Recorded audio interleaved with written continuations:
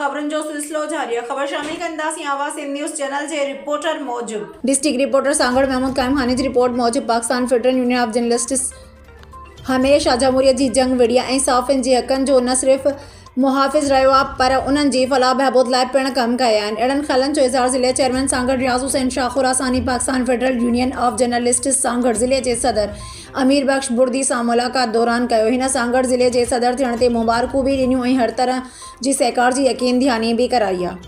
हिननि वधीक चयो त पीपल्स पार्टी हमेशह हक़ ऐं सच जी पैरोकार साफ़िन सां गॾु रही आहे। असांजी बेकोशिश हूंदी आहे त उन्हनि जा जेकी जाइज़ मसला हुजनि उन्हनि खे हल करण जी कोशिश करियूं। हिन चयो त सांगड़ ज़िले में सहाफ़िन जी हिकु वॾी तंज़ीम PFU जी यूनिट क़ाइमु थियण सां बहितरी ईंदी। असांखे हमेशह ताउन बि कंदासीं।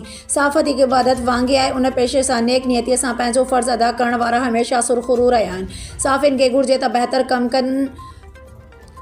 कनि पिणु उन कम खे पिणु उजागर कनि। उन बाद ज़िले council chairman cricket stadium Sanghar पहुतो जिते प्रीमियर लीग क्रिकेट टूर्नामेंट जो इफ़्तिताह कयो ऐं ख़िताब कंदे चयो त सेहतमंद सरगर्मियुनि जे वाधारे लाइ कोशान आहियूं। नौजवाननि खे पिणु घुरिजे त हू मैदाननि खे आबाद रखनि त जीअं हिकु सेहतमंद समाज जी तश्कील थी सघे। उन मौक़े ते रांदियुनि बाबति रज़ाकार अब्दुल रहमान ख़ासि करे हिदायतुल्लाह लखारी समेत ॿिया पिणु मौजूदु हुया।